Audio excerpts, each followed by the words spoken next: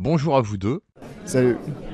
Que pensez-vous du Festival Fantastique de Béziers? On a eu un très bon accueil en fait. Les bénévoles sont petits soins avec nous. C'est vrai que ça c'était une dinguerie. Ouais. Non, là-dessus c'était vraiment très très bien. Ouais, non, je crois que j'ai jamais été aussi bien accueilli dans un festival maintenant que t'en parles. Donc ouais, grave. Ouais, et on a fait quelques salons et à Toulouse au dernier salon au Bazar littéraire, l'accueil était pas mal aussi. Luftunger Club. Pourquoi ce nom? Luftunger, waouh, ok. Alors Luftunger, c'est un néologisme tiré d'une nouvelle de Kafka qui s'appelle Les Recherches d'un chien. Et en fait, dans cette nouvelle, Kafka, il raconte l'histoire d'un personnage narrateur qui a un chien et qui se met à se poser des questions métaphysiques sur l'origine de la nourriture, parce que la nourriture tombe du ciel. Du coup, ce personnage narrateur, parce qu'il se pose ces questions métaphysiques, il part en couille, il se met à jeûner, il arrête de manger, et ce faisant, il se marginalise. Et à un moment, il est là tout seul, tout paumé, il a faim, il est pas bien, et on entend vraiment la voix de l'auteur qui se superpose à la voix du personnage quand il dit, je paraphrase, « Bordel, mais moi j'ai pas demandé à me taper toutes ces questions existentielles à la con. Est-ce que c'est pas de ma faute? Alors pourquoi je suis aussi seul? N'y a-t-il personne qui se reconnaisse dans ma Luftunger ?» Le problème, c'est qu'en français, ça a été traduit par ma soif d'air. Alors qu'il y a la thématique du jeûne qui est développée tout le long de la putain de nouvelle. Et Luft, Hunger, par concaténation, ça veut dire fin d'air, cette fin de métaphysique. Du coup, c'était très élégant. La traduction est moche, et ça m'était resté en tête. Et en fait, derrière, on réfléchissait à un nom avec un pote, et on s'est dit, comment on fait pour pas avoir de problème avec le SEO, où les gens tapent notre nom et ils nous trouvent facilement. Et ce nom m'est revenu en tête, et on s'est dit, on va appeler ça Luftunger Club. Ce Luftunger, ce truc qui agitait vraiment le désespoir de Kafka, ou du personnage de Kafka en tout cas, de par sa solitude. Et club, parce qu'en fait on est plusieurs à être comme ça, tous les gens là qui écrivent de l'imaginaire, qui lisent de l'imaginaire, qui se posent ces questions métaphysiques un peu cheloues. En fait on a beau être perdu dans notre solitude avec ces questions, on est plusieurs. D'où un club, d'où des œuvres collectives, des recueils. Quels sont les univers de Luftunger Pulp? Du coup, on va faire un peu la présentation. Général du pulp. Du coup, nous, on est des petits éditeurs toulousains. Enfin, on a une maison d'édition spécialisée dans les recueils de nouvelles. Et en fait, ce qu'on fait, l'idée, c'était de s'inscrire dans l'héritage des pulps. C'est-à-dire à la fois avoir un objet livre qui a un peu un côté magazine avec une composition typographique assez rétro. En deux colonnes, plus des images avec du noir un peu empâté et gras qui passe bien. Il y a aussi la question de la rémunération des auteurs, parce qu'à l'époque des pulps, donc les auteurs étaient rémunérés au forfait. Il faut savoir qu'en France, les auteurs de nouvelles sont très rarement rémunérés. Du coup, nous, tous nos auteurs sont rémunérés au forfait, c'est-à-dire qu'on les paye avant même d'avoir vendu le moindre bouquin. Et enfin, les pulp, le côté pulp, c'est aussi le côté de terrain de jeu de la nouvelle. Vraiment avoir un truc où ça explore les limites des différents genres. Et nous, on a autant de la science-fiction, de la fantasy, du fantastique. On aime bien les petites histoires originales qui t'attrapent dès le premier paragraphe. Ce qui fait que la nouvelle, c'est vraiment chouette. T'arrives, t'ouvres ton recueil et tout de suite t'es dedans. Ou alors t'aimes pas, mais c'est pas grave, tu passes à la suivante et... Nous, dans cette dynamique-là, on fait un appel à texte. On reçoit entre 150 et 250 textes. Et l'idée, c'est de sélectionner une dizaine d'entre eux avec la qualité littéraire, mais aussi la variété, en fait. Il faut que dans un même recueil de nouvelles, on ait quelque chose d'humoristique, on ait quelque chose de sérieux, de dark, et tout ça dans des ambiances qui leur sont propres. Donc on a autant de science-fiction, de la fantasy, du fantastique, et avec tous les sous-genres possibles et les hybridations qu'on peut y trouver, quoi. Non, j'allais juste dire que c'est difficile à définir nos univers, parce que en fait on aime tellement de trucs différents. Dès que la nouvelle, l'histoire est chouette, en fait ça peut s'inscrire dans n'importe quel imaginaire, on est preneur, quoi. Nous c'est vraiment notre cheval de bataille, c'est l'imaginaire au sens large, quoi. On cherche pas un style. Pouvez-vous nous présenter les 2 numéros de Luftunger Pulp qui sont exposés devant vous? Au sortir du deuxième confinement, on a lancé notre premier appel à texte sur le thème Le monde d'après. Parce que le monde d'après, c'était une formule que tout le monde avait en tête, et en même temps, c'est une formule qui invite à développer un imaginaire de dingue. C'est quoi le monde d'après? Est-ce que c'est des voyages dans l'espace en mode space opéra? Est-ce que c'est des sociétés qui s'effondrent en mode post-apo et que deviendront les survivants? Est-ce que c'est des peuples qui surgissent après l'avènement des humains en mode post-apo? Est-ce que c'est aussi tout simplement un truc d'anticipation dégueulasse avec les gouvernements qui partent en couille? Voilà, ça a invité à développer pas mal de sous-genres de la SF. et on a reçu 255 textes. De là, on a pu faire une sélection assez dingue, où c'est vraiment des textes qui n'ont rien à voir avec les autres. C'est ça qu'on aime en fait, c'est vraiment ce côté où tu commences la lecture d'un recueil, tu vas tomber sur les trucs sur lesquels tu n'attends pas à tomber. Et on a eu des super rencontres textuelles, on va dire, qu'on a concentrées en ce recueil. 15 € achetables sur notre site ou commandables en librairie. Le deuxième et plutôt le troisième, du coup il y a un numéro qui manque, il faut savoir qu'on a fait pas mal de salons et que du coup en territoire absurde, notre deuxième numéro est arrivé à rupture de stock, donc c'est le grand absent. Mais du coup pour le troisième numéro, les Feux de la Révolte, je pense que c'est une formule qui parle à tout le monde, la révolte, aujourd'hui. Et on a bien pressenti cet esprit-là. Et on a voulu du coup explorer la révolte. Le problème de cette notion-là, c'est qu'on avait peur de recevoir trop d'univers de dystopie, trop d'univers d'anticipation très classique, des pauvres se battant contre les riches, pour faire simple. Et nous, c'est pas ce qu'on voulait uniquement avoir, en tout cas dans notre recueil. Du coup, on a fait une sélection parmi 180 textes. On a fait une sélection drastique pour avoir des univers très variés, que ce soit d'ordre comique ou sérieux ou trash. Par exemple, on a une nouvelle qui se passe à l'époque de la Commune, mais c'est une uchronie où il y a des démons et des monstres. Et il y a une femme qui doit traverser ce Paris à feu et à sang pour amener la tête de Louise Michel de l'autre côté, quoi. On a une autre nouvelle qui se passe dans une espèce de monarchie française, mais peuplée d'orques. Et ces orques, ils se battent, ils commencent à se révolter parce qu'il y a une pénurie de tartes au citron. Et c'est un comble pour les orques. Du coup, ils se soulèvent, mais parmi eux, il y a un orque qui tente de pousser un peu plus loin cette révolte-là. Mais il n'y arrive pas parce que le seul intérêt vivace pour les orques, c'est la tarte au citron. Et du coup, la révolte, elle échoue un peu, quoi. Gros côté Pratchett. Du coup, voilà, vraiment des tonalités très fortes et très qui se complètent, quoi, afin d'avoir vraiment un numéro qui permet d'avoir une lecture qui respire. On pourrait croire que tout ça c'est réfléchi en amont, mais c'est juste qu'on a des sensibilités très différentes au sein de l'équipe éditoriale, et qu'à la fin de la sélection, quand on a fini de tous se crier dessus, on a une sélection très éclectique. Qui c'est qui fait les illustrations ? C'est des illustrateurs différents à chaque fois. On aimait bien cette idée de souvent bosser avec des illustrateurs différents. Pour le numéro 3, ici, on a bossé en plus avec des illustrateurs pour faire des illustrations à l'intérieur du numéro, pour avoir vraiment ce côté... les pulps, ils avaient des illustrations à l'intérieur, du coup on s'est dit, vas-y, let's go, on va tenter de refaire pareil. C'était une grosse prise de risque, mine de rien, parce que 12 illustrations, il faut payer les illustrateurs. Et ça a été un pari qui valait le coup derrière. Là maintenant on s'en rend compte, c'est vraiment génial en fait, même pour les auteurs qui nous envoient une nouvelle. T'as ta nouvelle qui est individuellement illustrée avec en plus un dessin qui a une patte particulière, qui s'inscrit dans une esthétique un peu rétro.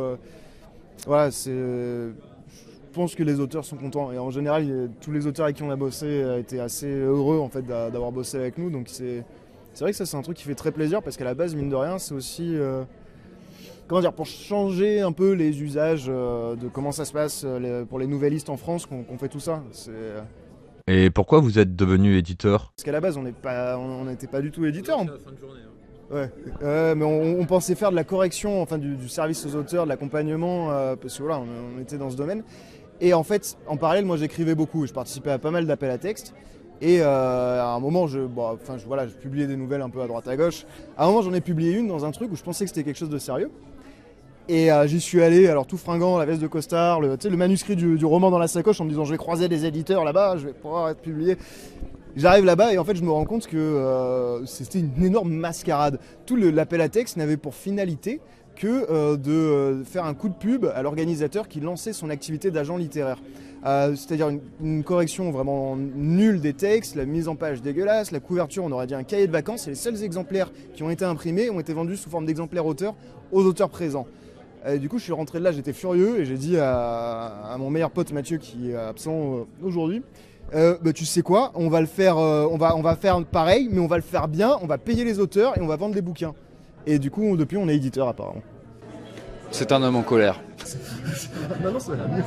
Ah, c'est toi le monsieur en rouge dans Vice Versa. Il est dans ta tête, il dit ah vas-y. C'est à peu près ça. Je pense que c'est lui qui a le monopole. Attends, ouais. Une fois, on m'a dit il y avait une instance qui pouvait potentiellement nous avoir des subventions, qui nous ont dit qu'on n'avait pas l'air d'avoir la volonté d'assurer la diffusion de notre bouquin et qu'elle pouvait pas nous aider. Du coup, j'ai fait 1800 km en vélo à travers la France en ayant des bouquins dans les sacoches pour aller démarcher les libraires indépendants. Oui, en vélo. Bah en fait, t'as fait le tour de France. Oui, j'ai fait le tour de France. Je suis parti de Toulouse, je suis monté jusqu'à Orléans, je suis redescendu à Aix et je suis revenu à Toulouse. T'es motivé? Ouais, je le referai plus jamais. J'avais envie de mourir. Ça m'a pris. Peut-être. Mais ouais, c'était rigolo. Enfin, mais je le ferai plus. Voilà. Ah, t'y vas aux émotions, c'est des pulsions de vie, quoi. Ouais, non, il est aux manettes, il est clairement. Alors les gens quand ils l'ont vu passer, c'était Ghost Rider, tu sais. Jamais. Non, mais en fait, parce que pour démarcher les libraires, quand ils le voient arriver, les libraires, des fadas qui viennent leur pitcher un bouquin, ils envoient 15 par jour. Par contre, un mec qui arrive, le visage tanné par le soleil, mais blême de déshydratation, avec sa petite casquette à la con de cycliste comme ça et ses gros cuissards, qui dit « C'est pour vous présenter des livres », le libraire, il a un peu d'humanité, il t'apporte un verre d'eau, ça te laisse une fenêtre d'1 minute pour pitcher ton bouquin. Et c'est comme ça qu'on a réussi à avoir des partenaires libraires au début. Et où est basée la maison d'édition? À Toulouse. Et quel sera le thème du prochain numéro de Luftanger Pulp? Le thème de cette année, ça va être des autres lointains. Des autres lointains, on attend des textes qui vont nous parler de l'altérité, du rapport à l'autre, voilà, et de l'exotisme. Où est-ce qu'on peut vous suivre sur les réseaux? Luftanger Club. Vous pouvez nous trouver sur Instagram, Facebook, Ouais, YouTube. Ouais, sur YouTube, on a une série où on est parti pendant 10 jours avec Mathieu faire une tournée en van des libraires indépendants d'Occitanie. En vélo? Non, pas en vélo, j'étais fatigué. En tandem? Non, pas en tandem non plus. Non, en van avec un caméraman qui a fait une série de 10 épisodes de notre road trip. Parce que c'est plus un road trip qu'un voyage commercial. Ouais, mais pour l'instant on a une 30aine de vues, c'est pas mal. Ouais, j'irai mettre des vues en plus. Bah, merci beaucoup. Pour vous, qu'est-ce que l'imaginaire? Pour moi, l'imaginaire, bon, moi il faut savoir que je suis auteur aussi de mon côté, donc l'imaginaire c'est quelque chose qui me transcende depuis que je suis tout gosse. J'ai commencé comme beaucoup de ma génération avec les Harry Potter, les Pierre Bottero. Et c'est comme ça que je me suis fait un peu mes propres univers.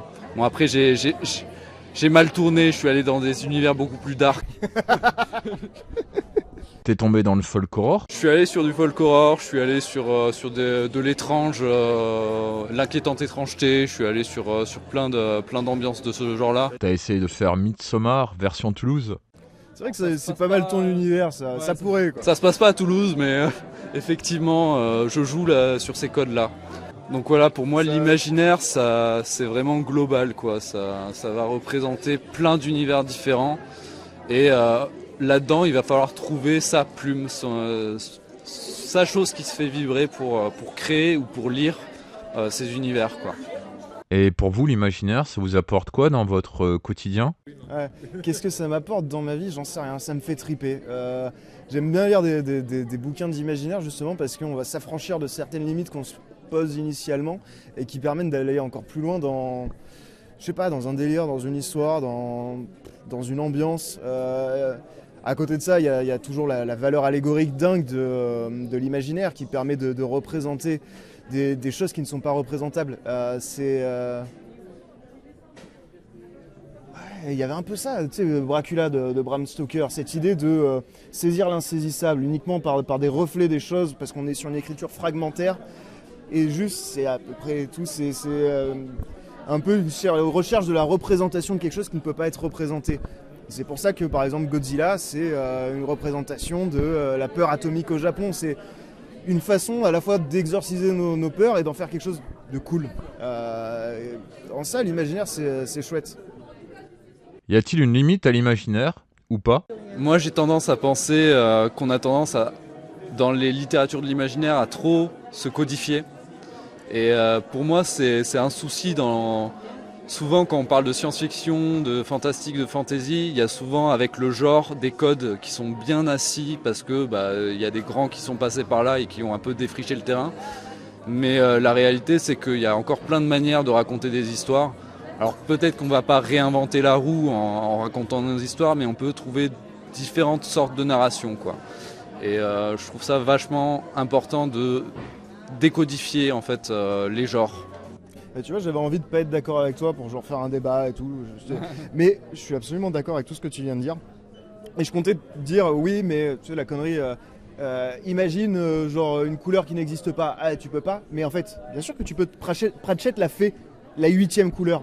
C'est ça en fait, l'imaginaire permet de dépasser les limites de l'imaginaire. C'est presque une tautologie, mais en même temps. Comme tu disais, l'indicible, à l'écrit, tout peut se dire. C'est clair. Que pensez-vous de l'IA dans l'écriture? C'est pas bon. Malheureusement, j'ai beaucoup essayé. J'étais parti en couille avec l'idée de, ok, on va remonter vraiment de la genèse d'une idée jusqu'à l'écriture d'un roman en mettant. Après, j'avais établi des prompts avec des règles de récurrence en disant, bah voilà, quand tu termines le plan détaillé d'une scène, tu fais en sorte que le plan détaillé de la scène d'après commence au point sur lequel tu terminais, etc. Et en fait, il hallucine au bout de très très rapidement. Et derrière, quand on lui demande de produire directement un texte, c'est plein de clichés et c'est dégueulasse. Pour l'instant, je suis très déçu. J'attends de voir ce que ça donnera dans le futur. Mais j'ai remarqué un truc très intéressant.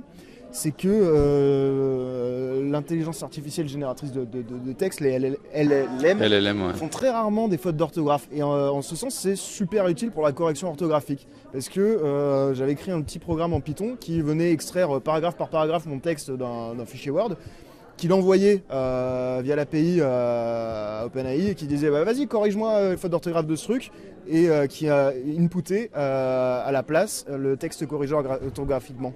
Et la seule limite c'est un peu les néologismes, les termes inventés pour les trucs de l'imaginaire. Mais en ce sens c'était génial parce que c'est un putain de bon outil de correction orthographique. Pour ma part, moi, le rapport que j'ai pour le moment à l'intelligence artificielle, c'est que je m'en sers un peu comme un outil. Un peu de la même façon avec la correction orthographique, mais aussi pour un peu être pour brainstormer avec moi-même. Ça me permet d'avoir une autre voix avec qui je peux discuter et de me dire ok, ouais, cette idée, je pourrais la pousser dans ce sens-là. Comment faire, qu'est-ce que ça va m'apporter, quel genre d'outil, tout ça. Et de cette manière-là, ouais, j'ai réussi un peu à travailler pour écrire une nouvelle avec ça, mais c'est pas un outil que j'utilise systématiquement, ça dépend de mon besoin d'influence, voilà, de rapport à l'écriture. C'est vraiment pas con comme utilisation, ça peut être très très utile en mode quand tu as besoin de faire du ping-pong avec tes propres idées de façon à dépasser le blocage que tu as. Ouais.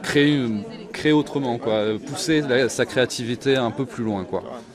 Est-ce que vous avez un message pour les abonnés de Zone Imaginaire? Maman, papa, je suis sur internet. Merci en tout cas de nous permettre de parler plus complètement de notre maison d'édition, quoi. Ouais, c'est pour ça qu'il est bien. Le gars sérieux, quoi. Merci effectivement de cette opportunité, c'est cool d'avoir la chance de s'exprimer, même si on a pu dire pas mal de conneries j'imagine, soit on a pu dire des trucs intelligents au milieu, donc ça rattrape. Eh bien, merci à vous deux, hein, je me suis régalé et je vous dis à la prochaine.